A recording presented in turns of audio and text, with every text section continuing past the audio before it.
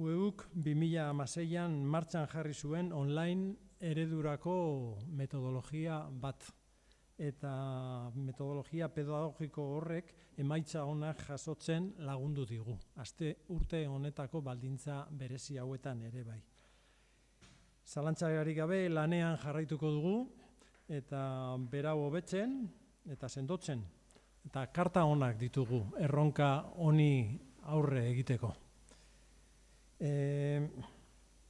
Koronavirus garai honetan, hezkuntza moduan denok argi ikusten dugu ze garrantzitsua dan online modua lantzea eta ganoraz. Metodologia egoki baten arabera egin behar dugu eta teknologia erabili behar dugu.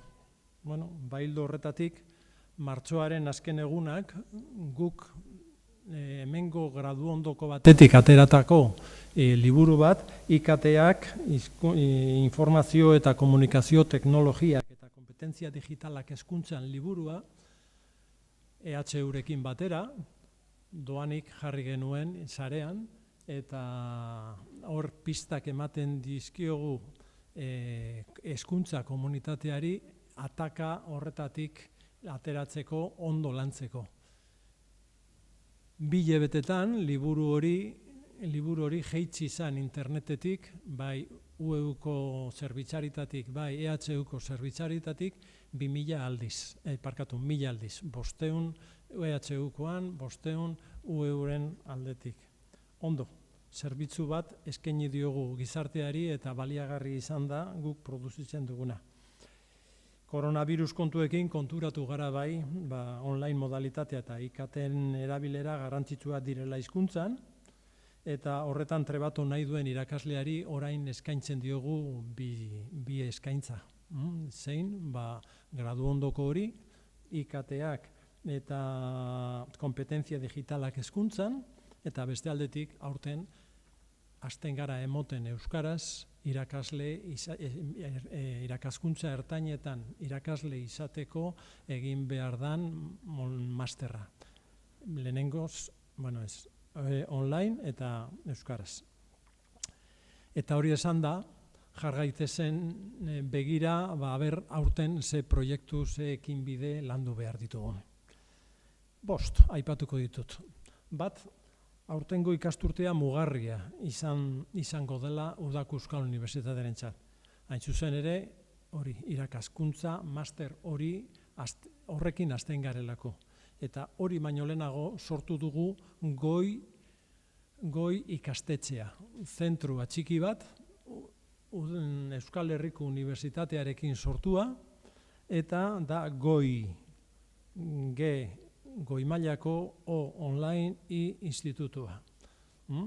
Eta UEUren barnean antolatu dugu, online unibertsitate ikasketak euskaraz ere sustatu beharra dagoela ikusi dugulako. Bere lehen fruitua izan da master hau. Irakaskuntza masterra esan dut, baina titulu potoloa da. Derrigorrezko bigarren hezkuntzako eta batxilergoko lanbide heziketako eta hezkuntzen irakaskuntzako irakasleen prestakuntza. Unibertsitatea, online, masterra. Oso ondo.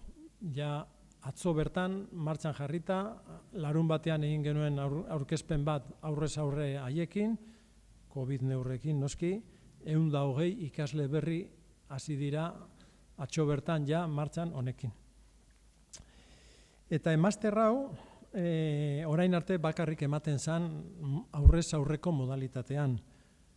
Euskal Herriko Unibertsitateko EFA fakultateak eskaintzen ditu klase hauek 2 hizkuntzetan, euskara eta gaztelera. Ingelesezko hautazko batzuekin eta EAEko 3 kampusetan, Bizkaian, Gipuzkoan eta Araban. Goi.eus ikastegi atxikiaren bitartez, masterra euskaraz eskaintzen hasi gara, ingelesezko hautazko batzuekin ere bai, noski, eta 8 espezialitatez bakarrik 3 ematen ditugu, eta bakoitzean 40 ikasle. 3 horiek dira naturzientziak eta matematika, giza eta gizarte zientziak, eta hizkuntza eta literatura. Eta etorkizunean zer, hau onaino heldu gara, espero dugu honek fruituak emango dituela. Pandemia garaian ere behar ditugu ikasle trebeak online irakaskuntzan eta hoiek eraman nahi ditugu gizartera. Eta gero zer, hau bukatuta zer egingo dugu goi zentroa txikiarekin, master gehiago egitea? Bai, baina gure azkeneko helburua da euskarazko online unibertsitatea antolatzea. UOK bezalako bat, UNED bezalako bat, baina euskaraz. Gaur egunean ezin daiteke ikasi gradu bat euskaraz. Hutsune hori betetzera etorri nahi dugu. Eta badakigu, helburu hori lortzeko hainbat konplizitate behar ditugula. Hori badakigu hori guk bakarrik ezin dugula egin. Eta herri mailan hartu behar dugula erronka hori. Gure traola, Twitterren eta gure traola da elkarrekin. Hortara goaz. Animatu nahi dugu jendea, epe erdian, euskarazko online unibertsitatea sortzeko, eta egiten ez badugu, ikasiko dugu danok Googleekin edo ingelesko masterrak egingo ditugu. Aipamen berezia, momentu honetan, hau martxan jarri dugunean, aipamen berezia egin nahi diegu azken urte honetan master proiektu hau martxan jartzeko, proiektu hau martxan jartzeko lanean, UEurekin batera aritu zaretenei. Eta bereziki UPV-ri, EHU-ri eta Jaurlaritzari. Lehenengoa hori izan zen, goi eta irakaskuntza masterra. Bigarrena, Markeskoa. Markeskoa jauregian betetzen ditugu 20 urte. Eta beste mugarri bat da UEurentzat aurten. Eta momentu batean, lehenago ibiltzen ginen bakarrik egiten Larraonan udako ikastaroak. Baina aukera honi esker, jauregi honi esker, hasi ginen neguko ikastaroak ematen. Gaur egunean, hainbeste ikasle dauzkagu urtean zehar eta udan. Noski, eskerrak eman nahi dizkiogu Eibarko udalari, guganako konfiantza berresteagatik urte hauetan guztietan. Eta naiz eta pandemiapean egon, Markeskoari esker eta online modalitatean dugun eskarmentuari esker, gure jarduera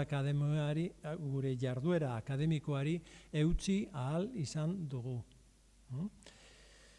Gure gizartean inoiz baino beharrezkoa baita egiten dugun guztia. Egiten dugu graduondokoak, jardunaldiak, prestakuntza iraunkorra, ikastaroak, sare sozialetan egiten dugun difusio lana.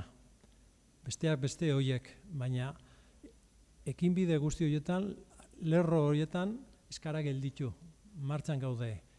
Neurri handi batean Markeskoa jauregia esker eta online eta teknologikoki egiten ditugun ahaleginak hor daudelako.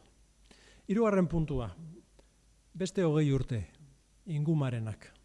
Inguma datu basea, euskaraz unibertsitate mailan produzitzen dan guztiaren katalogoa da inguma, 20 urte betetzen ditu. Hasieran ematen zuen gauza anekdotiko, abentura, oso dokumentalista, baina gaur badakigu zein indarra daukan inguma da termometro bat gure aktibitatearena unibertsitatean euskaraz, eta une honetan daukagu 11.000 egile, 2.500 liburu, 16.000 artikulu, horiek dana daude inventariatuta eta konsultagai.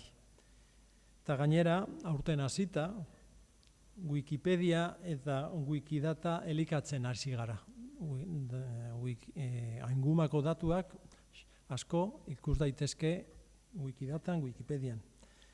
Eta euskarazko tesien bilduma dan Tesiker, Eusko Jaurlaritzak, eskaintzen duen zerbitzu hori, neurri handi batean hartu du informazio asko ingumatik eta euskaraz egiten diren tesia. Importantea da, harro gaude, euskaraz egin dira 671 tesi orain arte, ez da makala. tamakala.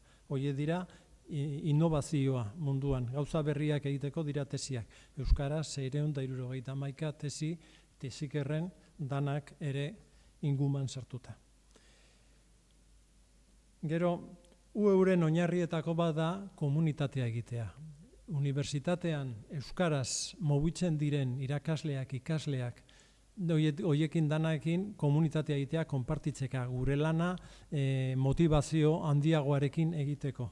Bueno, horretan, motivazio lan horretan, komunitatea eraikitze lan horretan, inguma oso importantea da. Hor ikusten da, nor da nor zontxuk gauden, arloka, eta gai konkretu bati buruz zer argitaratu den, zer dagoen, zer konsultatu dezaken, hor daukagu. Eta modu berezian eskertu nahi diogu Bizkaiko Diputazioari, inguma Bizkaiko Diputazioaren eskutik jaio zen eta iraundu du urte hauetan. Eta bide batez esan beharko dugu, 20. urtebetetzea ospatuko dugula azaroaren 10ean San Ignazioko Euskararen etxean, eta inbitatuta zaudetela danok, inguma zer dan pixkat hobeto ikusteko eta zuzenean ikusteko. Laugarren lan ildoa, argitalpengintza. Liburugintzaren alorrean UEUren helburuak argiak dira. Azpiegitura bibliografikoa sortu behar dira.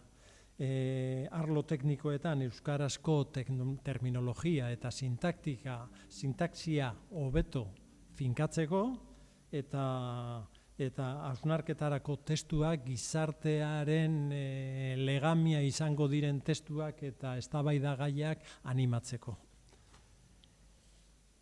Unibertsitate mailako ikasketa zein ikerketan bibliografia zabala edukietxea ezinbesteko baldintza da, noski.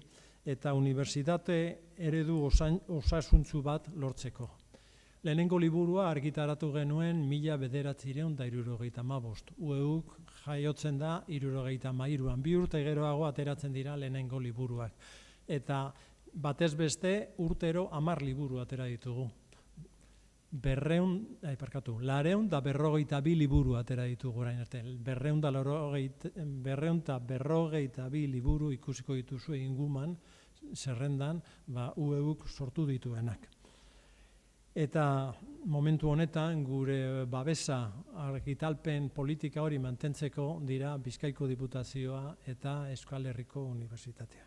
Eta Eusko Jaurlaritzako proiektu nagusian ere bai. Bueno, goi ikastetxea, irakaskuntza, masterra, markeskoak 20 urte, ingumak beste 20, argitalpengintza, eta gainera, ikerketa euskeraz. Aipatuko dudan azken puntua, 2016tik ari gara inbertitzen fuerte alor honetan, uste dugu euskara ez dela bakarrik egon behar unibertsitatean irakaskuntzan, gure ikasleak hobeto ikas dezaten, hobeto motibatuta egon daitezen, guk ziurtatu behar dugu ikerketa ere euskeraz egiten dela, erreferentzia, eredua, bale? Hortaz kezkatuta, aurten bertan egin dugu udako ikastaroen sarrera itzaldia, sarrera ekitaldia, ez egun bakar batean, baizik eta hilabete batean zehar, gai horri buruz gogoeta egiteko. Zientziak eta euskara. Eta ez da lortu bakarrik itzaldi baten, islari baten ekarpena, baizik eta sare sozialen bitartez hilabetean jaso ditugun komunitate osoko iritziak eta ekarpenak. Eta, bueno, inguma, eta hor argi ikusi dugu, ikerkuntzan UEUk jasotzen egiten duen papera dela 3 aurpegi dauzkala. Batetik notario lanak egiten ditugu, esan bezala ingumarekin, esan bezala artizarrarekin. Artizarra da sare sozial bat, non ikusten da nor da nor, bakoitzak aurkezten du zer da, LinkedIn moduko zerbait. Beste alde batetik egiten dugu errastaile lanak. Sustatzen ditugu euskarazko ikerketarako bilerak eta 11 jardunaldi egin dugu lehengo ikasturtean eta kongresuak antolatzen ditugu. Eta Eta beste aldetik, UEU ere da eragile. Gure gaztei eta gure ikerlarei esaten diogu, venga, produzitu euskeraz, guk egingo dugu oihartzuna, zabalkuntza eta komunikazioan jarriko ditugu beste ikerlariekin. Zertan egiten dugu guk eragile lan hori? Bueno, batetik ikergazte, oso importante. Gure gazte horiek, hainbat tesi, hainbat artikulu argitaratzen dituztenak, horiek biltzen ditugu 2 urtean behin, aurten egin behar dugu ekainean egin behar dugu Gasteizen, eta aurrekoetan bezala espero dugu biltzea 200 persona horretaz. Goi institutua sortzen da, eta ez bakarrik master hori egiteko, eman nahi diogu ere ikerketarako gaitasuna, ikerketarako jarduera. Eta hortik Gipuzkoako Foru Aldundiko etorkizuna eraikiz programaren barruan, eta daukagu finanziazioa gogoeta egiteko alde hortatik ere, goi zentro horretan nola ematen diogun beste trascendentzia ikerketan ere. Humanitate digitalen alorra identifikatu dugu guretzako oso egokia hortik hasteko. Eta ari gara definitzen lan berriak, eta adibidez, Euskal Wikilarien kultur elkartearekin aurten atera ditugu 3 lanpolsa, 3 beka, olako gaietan ikerketak egiteko. Laster eukiko duzu horren berri, entregatu dituzte lanak eta difusioa egingo dugu. Besterik gabe, egingo dugu horren aurkezpena abenduaren 18an, Errenterian egingo dan jardunaldi berezi bat humanitate digitalei buruz eta euskara eta hor lan horiek aurkeztuko dira, baina Errenterian antolatzen ari gara pixkat gune bat, mintegi bat, humanitate digitalen gaiak aztertzeko, torrekua eraikinean. Eta azkenik, aipatzekoak dira baita, Eibarko udalarekin ateratzen dugun Juan San Martin beka, eta Errenteriako udalarekin ateratzen dugun Koldo Mitxelena beka. Deialdiak orain indarrean daude, laster bukatuko dira epeak, hortik dago. Bueno, listo, nik aurkeztu dizkizuet gure lan arlo nagusiak zeintzu diren, eta horiek ez dira bakarrak, zorionez hori ez dira bakarrak, gehiago dauzkagu.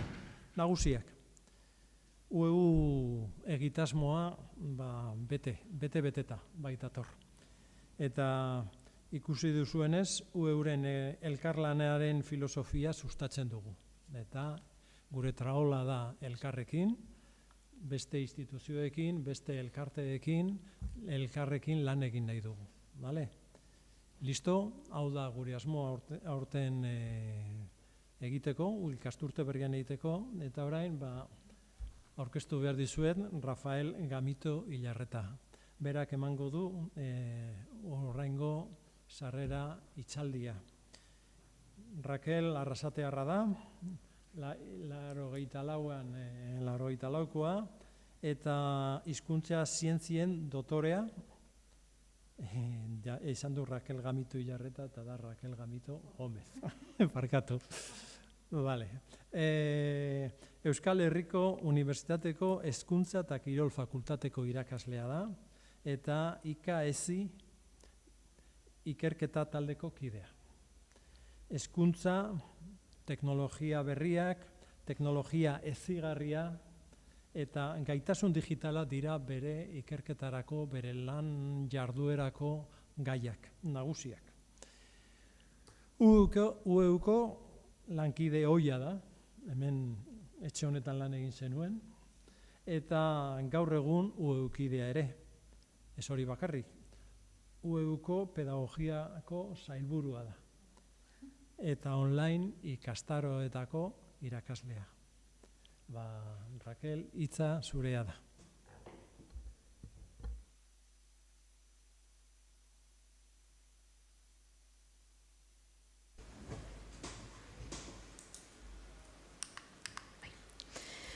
Arratsalde on guztioi, mila esker UEUko lantaldeari gaur hemen egoteko aukera eskaintzeagatik, oparitzeagatik, eta hemen elkartu zareten guztioi eta etxetik konektatuta dauden guztioi ere,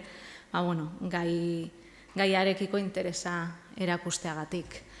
Gaurko hitzaldiaren izenburua galdera bat da, eta gaurko hitzaldiaren helburua izango da galdera horren erantzuna bilatzea. Online irakatsi dugu pandemia garai honetan edo aldiz egin duguna izan da online biziraun.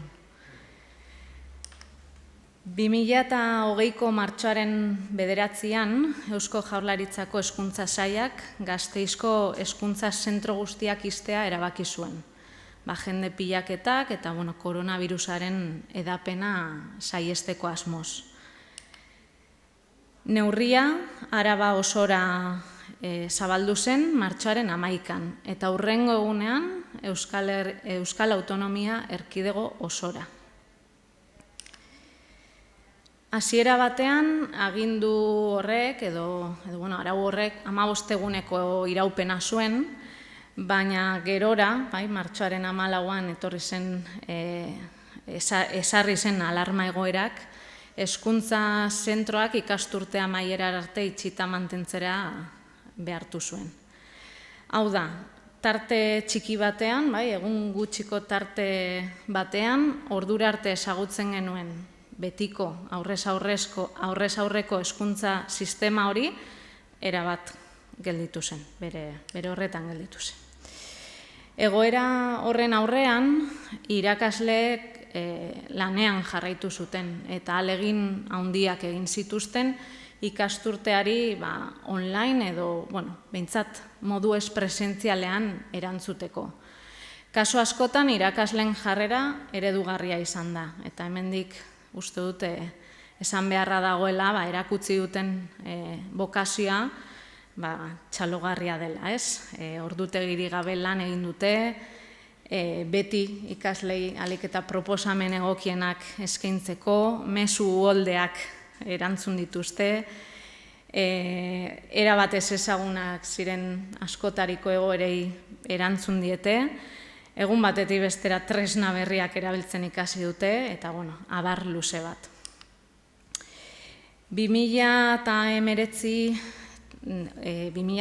ikasturte amaieran, atxeden hartu beharrean, gure hezkuntza profesionalek eraman zuten oporretara, euren oporretako bidelagun bezala, motxilan, zalantza, galdera eta erronka handiak.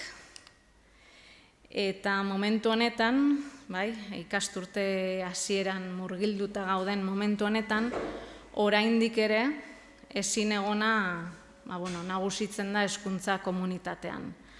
Agertoki berri eta aldakor baten aurrean gaude eta horrek kezka eta beldurrugarez sortzen ditu. Zeintzuk izan behar diren protokoloaren ezaugarriak, ordutegiak nola moldatu, geletako ratioak, burbuila sozialak, zer egin, positibo bat identifikatzen denean.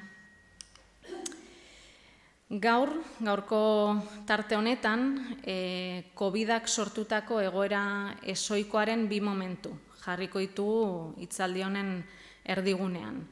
Eta online irakaskuntzarekin lotzen saiatuko gara.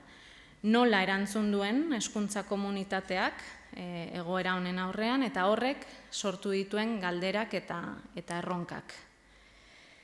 Azken finean, mundu mailako pandemia honek betiko hezkuntza eredua pixkat kolokan jarri du eta era berean aspaldiko ahulguneak mahai gainean jarri dizkigu. Orain arte agian denbora gutxi izan dugu guzti honi buruz pentsatzeko, guzti honi buruz hausnartzeko, lan nahikoa izan dugulako ezoiko egoerari nolabait erantzuten. Baina tarte hau aprobetxatu nahiko nuke, birusak hezkuntzari buruz hausnartzeko oparitu digun aukera hori aprobetxatzeko eta galderetatik abiatu, zalantza horietatik abiatu, etorkizuneko gakoak identifikatzeko. Hortaz, gaurko asmoa da erantzunak eta erronka horiek mahai gainean jarri. Eta horretarako gure gaurko gure abiapuntua izango dira bi galdera. Alde batetik online irakatsi dugu edo online biziraun dugu, eta bestetik bigarrena zeintzuk dira gure hezkuntza sistemaren online erronkak. Pandemia garaian egin duguna online irakastea den edo ez aztertzeko, ezinbestekoa da definiziotik hastea. Zer da online irakatsi? Adituek diote online irakastea dela, online irakaskuntza dela internet bidez gauzatzen den eta ondorioz aurrez aurre egotea eskatzen ez duen hezkuntza jarduera bat. Hori kontuan hartuta, agian esan dezakegu, baietz, gure hezkuntza sistema aritu dala online, pasa diren hilabete hauetan. Baina definizioa pixkatxo bat sakontzen badugu eta hezkuntza jarduera mota honen berezko ezaugarriak zerrendatzen baitugu, konturatuko gara kasu askotan benetako online irakaskuntzatik zertxobait urrun gelditu garela. Lehendabizi, online irakaskuntzaren gako edo oinarrietako bat, azpimagarriena agian da, hezkuntza jarduera testuinguru sozial bati lotutako gaitasunen garapenera bideratuta egon behar dela. Gaitasunei eman behar zaiola garrantzia. Horretarako, ezinbestekoa da edukiak, jarduerak eta baita esperientziak taldean partekatzea. Zergatik, interakzioa eta lankidetza direlako online irakaskuntzaren funtsesko osagaiak, oinarrizkoak. Eta horretarako, guzti hori bermatzeko, irakaslearen lanak izan behar dira batetik ikaskuntza egoerak gidatu, eta bestetik ikasleen jarraipena egitea. Oinarri horiek betetzen dituen irakaskuntza moldea martxan jartzeko, ezinbestekoa dugu 3 alderdi kontuan hartzea, eta ez bakarrik kontuan hartzea, etengabe lantzea eta garatzen jarraitzea. Alde batetik, ikasle zein irakasleen gaitasunak, bestetik eredu pedagogikoa eta pertsonak. Gaitasunetatik hasiko gara edo besan da gaitasunak berreskuratuko ditugu. Argi dago mundua, gaur egungo mundua, etengabe transformazio prozesu batean dagoela. Eta horrek bizitzarako gaitasunak garatzearen beharra sortu duela. Horregatik, funtseskoa da gure hezkuntza jarduera gaitasunen garapenera bideratzea. Hori izatea gure helburua. Prozesu horretan ikasleak protagonista izan behar dira. Eta modu aktiboan parte hartzaileek izan behar dira. Euren ikaskuntza prozesuaren parte izan behar dira. Zertarako ikasteko. Ikasten ikastaren gaitasuna garatzea gaur egun eta dugun testuinguru honi zein etorkizunean eduki dezakegun testuinguruari erantzuteko bere bizikoa da. Nola ikasten da ikasten, ez? Arazo egoera errealei erantzunez. Ikaslei arazo egoera errealak proposatu behar zaizkie, eta horrela, besteak beste, ikasteko gaitasuna garatzeko aukera izango dute. Horretarako, arazo erreal horiei erantzuteko ikasleak informazioa bilatu beharko du, aukeratu, aztertu, sintetizatu, guzti hori egiteko estrategiak garatu beharko ditu, eta horrela, indartuko ditu, behaketa, hausnarketa, praktika, lankidetza, berrikuntza. Modu horretan, ikasleek, eta kasu honetan berdin da, aurrez aurre edo online egon, Baina modu horretan bideratzen badugu gure irakaskuntza, ikasleek aukera izango dute pixkanaka euren ikas prozesua kudeatzeko eta horretarako autonomia garatzeko. Aukera hori eskaintzen zaie pixkanaka hori lortzeko. Guzti hau, aipatutako kontu guzti hauek ez dira inondik inora berezko gaitasunak. Ez da hilabete eskas batean lortu daiteken zeozer. Gaitasunak denboran zehar eta oso pixkanaka garatu behar dira. Trebetasun horiek denbora behar dute. Eta kontran egin duguna izan da itxialdian ikaslei eskatu arduratsuak, helduak, autonomoak izatea. Eta kasu askotan, ez dut esaten guztietan, baina kasu askotan hori eskatu zaie aurretik hori garatzeko aukera eskaini gabe. Jaso duten hezkuntza eredua, beste oinarri batzuk izan dituelako, adibidez, edukietan oinarrituta egon delako. Beraz, hezkuntza eredua kolokan, edo zalantzan jartzeko unea iritsi da, eta gure lehengo erronka izan behar da, jakintza praktikoak eta gaitasunen garapenean oinarrituta dagoen ikaskuntza eskaintzea, edo hori eraikitzen hastea.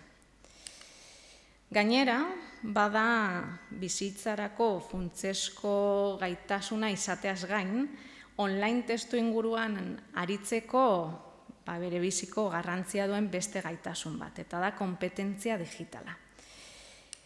Konpetentzia digitala ez da bakarrik ordenagailu bat pizteko zer egin behar den jakitea.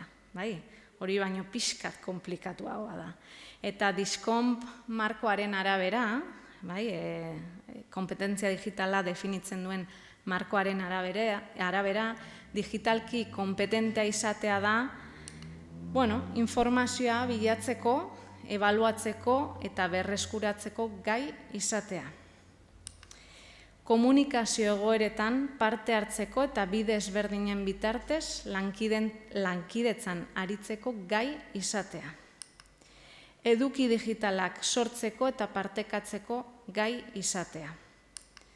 Gailuak, datu pertsonalak, osasuna eta baita ingurugiroa ere babesteko gai izatea. Eta arazoen ebazpenerako estrategia digitalak diseinatzeko eta garatzeko gai izatea. Hau da, ezagutza teknikoak, botoiak nola sakatu hori alde batera utzi behar dugu, edo behintzat gainditu behar dugu, eta gure ikaslei eskaini behar diegu jarrera digitalak eta ikuspegi kritikoa garatzeko aukera. Zentzu horretan, badakigu gure inguruko haur eta gaztek gailu digitalak erabiltzen dituztela etengabe, batez ere aisialdirako. Baina nire galdera da, gure ikasleak digitalki lan egiteko prest daude? Adituek diote, eta nire esperientziak dio, oraindik esparru digitalean lan asko dagoela egiteke. Oraindik bidea dugula, benetako gaitasun digitala bermatzeko.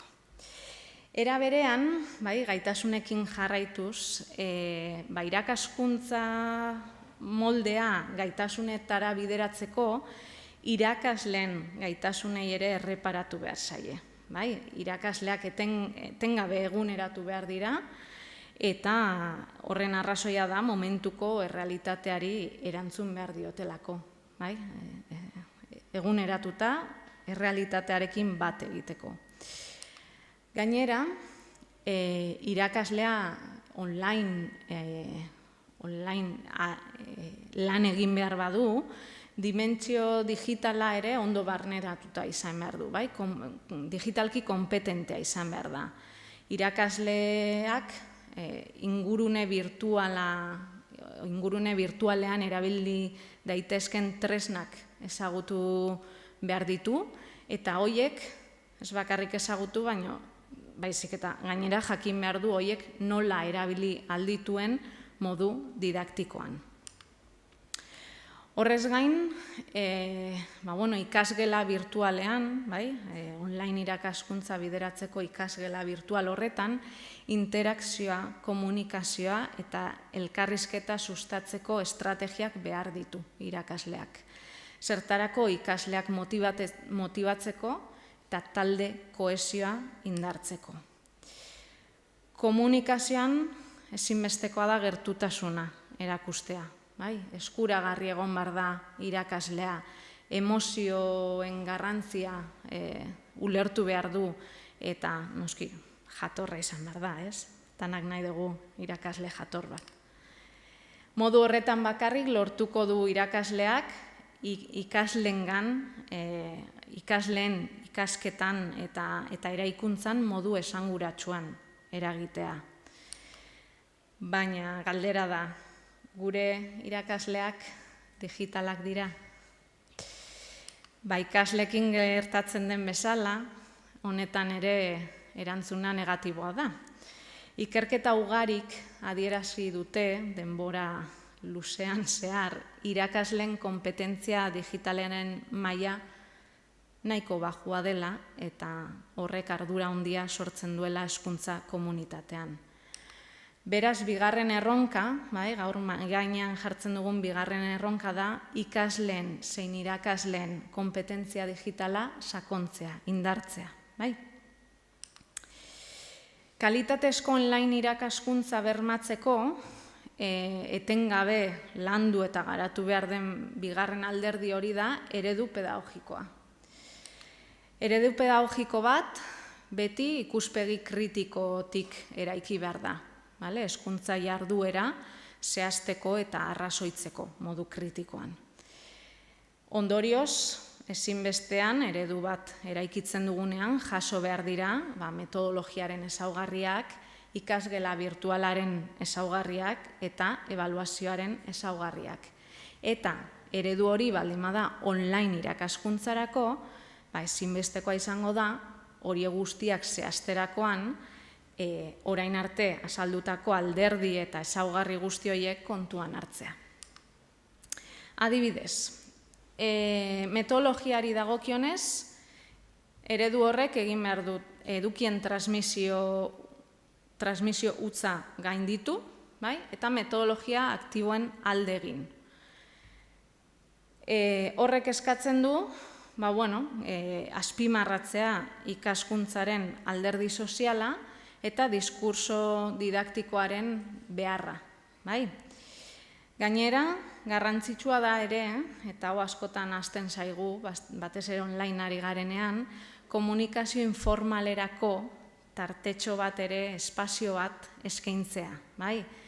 Online gaudenean ere behar ditugu lotura sozialak eta emozionalak, eta hoien bitartez ere ikasten dugu. Gogoratu behar da beti, naiz eta online aritu, online irakaskuntza beti ez dela autoikaskuntza, edo ez duela beti autoikaskuntza izan behar. Eta ikaslea ez dela bakarrik sentitu behar. Agian bai fizikoki, baina bestela ez. Ikasgela virtualari dagokionez, egituraz zein diseinuan nolakoa izan behar den jaso behar du eredu horrek. Zehazten ditugunean, gure ereduaren kontu guztiak, ikasgela virtualaren ezaugarriak ere jaso behar dira. Eta beti, diseinu unibertsala eta inklusio praktikak bermatu behar ditugu horren bitartez. Garrantzitsua da ere, nolabaiteko hausnarketa.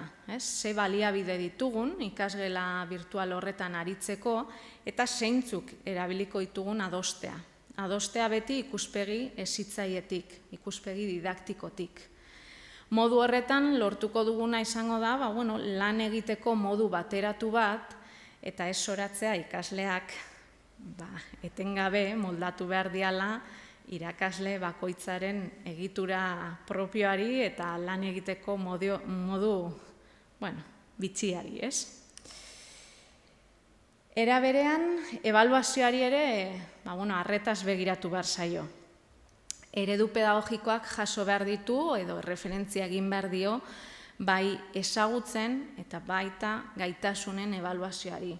Eta hori egiterakoan, lehen esan bezala, ezinbestekoa da online testu inguruaren eta online ikaskuntzaren berezko ezaugarriak kontuan hartzea. Guzti hau esan ostean, argi dago, behar dugula, eredu bat, online ari garenean horren beharra dugula, baina pandemia garai honetan online aritu diren irakasle guztiek izan dute horrelakorik.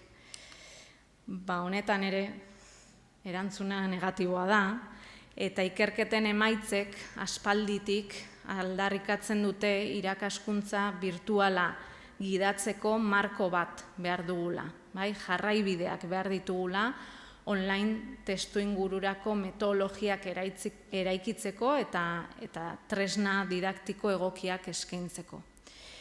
Beraz, hirugarren erronka, horixe bera da, online irakaskuntzarako erreferentziazko eredu pedagogikoak sortzea, behar ditugu. Eta horren adibide da UEUren online irakaskuntzarako eredu pedagogikoa. Lehen hasi zarenean hau kontatzen esaten hon kenduko dit kontatu behar dudan. UEU 2004an, zuk esan duzu 3an, gero eztabaidatuko dugu. Hasi zen irakaskuntza telematikoaren bitartez, euskarazko eskaintza akademikoa zabaltzen, Erronkari erantzutea zen erreza izan, inondik inora, baina, ilusioz ekin zion UEUk, beti bezala, eta bidea eginez ikasi du. Bidean lortutako esperientzia eta ezagutzei esker, 2013an online irakaskuntzarako eredu pedagogiko propioa eraiki zuen. Besteak beste, Abelen ekarpenarekin. Bertan, eredu horretan, jaso ziren eta jasotzen dira gaur egun ere, online ikastaroek bete behar dituzten gutxieneko ezaugarriak, eta prozedurak. Eta horrela, UEUk nahi duena da eredu horren bitartez, erakundearen koherentzia metodologikoa ziurtatzea. Ordundik, eredua progresiboki esartzen joan da, ikastaro ezberdinetan, eta horrekin batera ereduaren etengabeko ebaluazioa egin da. Momentu oro, momentuko garai eta behar berrietara egokitzeko. Emaitzak, eta lehen Kepak esan duen bezala, positiboak dira, zalantzarik gabe.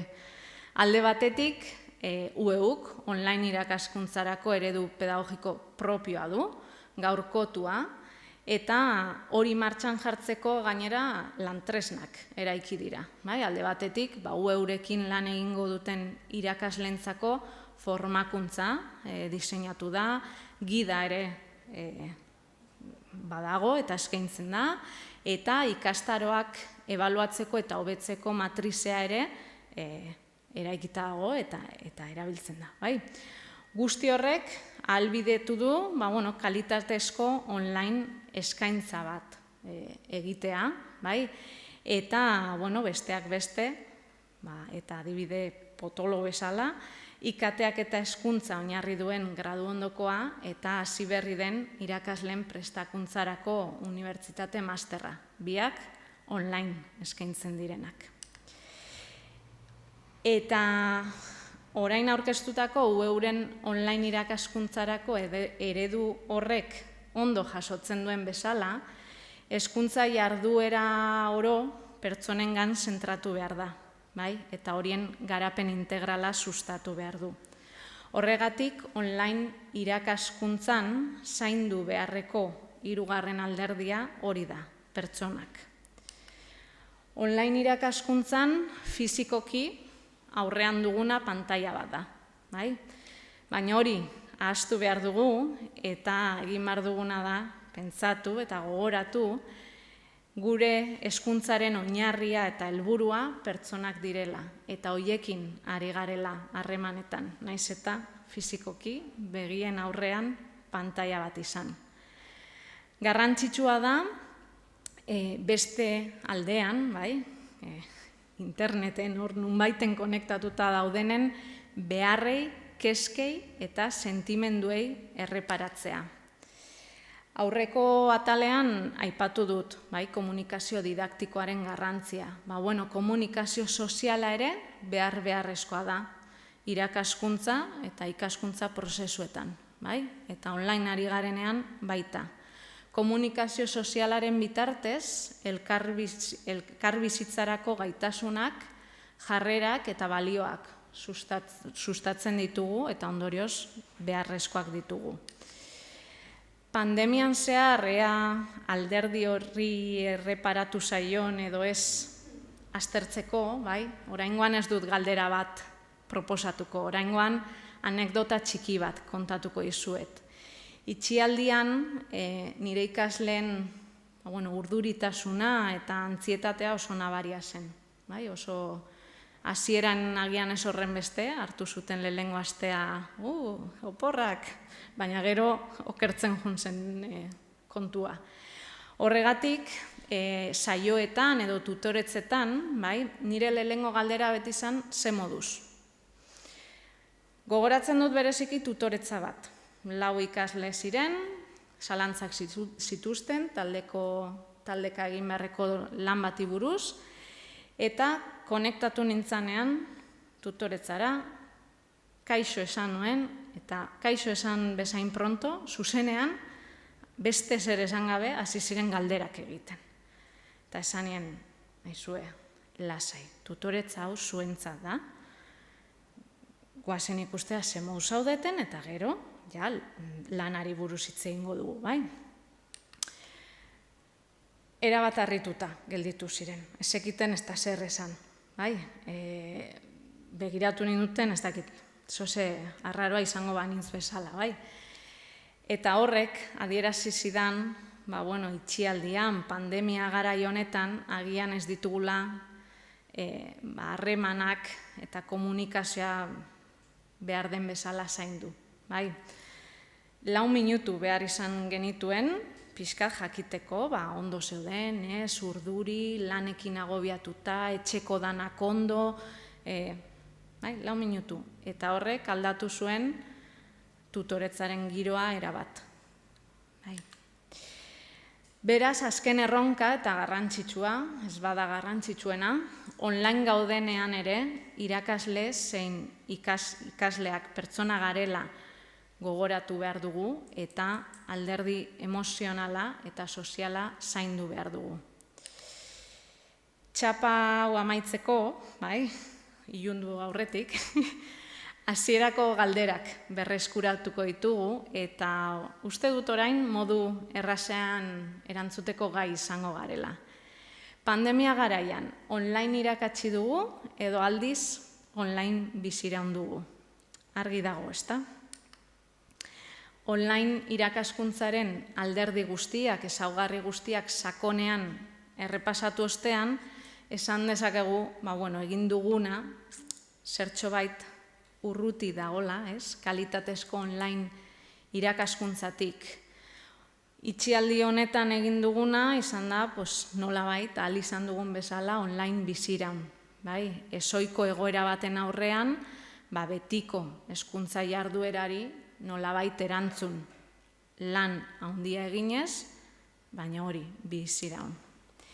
Eta horren aurrean zer egin behar dugu? Esperientziatik ikasi, eta etorkizuna hobetzeko erronkak mahai gainean jarri, gaur egin dugun bezala. Online irakaskuntzaren kasuan, gogoratzen ditugu, 4 dira hemen identifikatu ditugunak. Lehendabizikoa, gure hezkuntza sistema birpentsatu behar dugula, eta gaitasunetan oinarritutako hezkuntza bat eraikitzen hasi behar garela. Ikasleen, zein irakasleen konpetentzia digitala areagotzeko formazioa eskaini behar dugu, online irakaskuntzarako ereduak eta jarraibideak eskaini behar dira, bai, UEUk aspalditik egiten duen bezala, eta garrantzitsuena, bai, beti, pertsonak zaindu eta pertsonen alderdi sozial eta emozional hori kontuan hartu. Ziur nago, hemendik aurrera ere, elkarlanean, hezkuntza komunitateak beti egin duen bezala, elkarlanean aurrera jarraituko dugula, erronka guzti hauei eta etorriko direnei erantzungo diogula, eta horrela lortuko dugula gure hezkuntza sistema indartzen jarraitzea. Egoera agian ez da aproposena, ez? Hitz egitea alderdi sozialari buruz horrela banatuta zaudetenean, baina jarrera eta lan egiteko indarra bai dela aproposena. Eskerrik asko, eta ez dakit galderentzako, ekarpenentzako tarterik dugun, edo ez. Ez.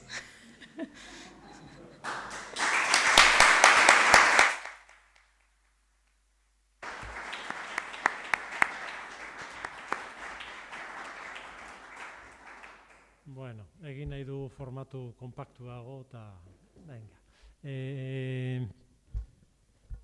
Hasieran esan dudan bezala, mokadua ere ez daukagu gaur, baldintza direla eta, koronavirus baldintza direla eta, ez dugu egiten. Ia dator...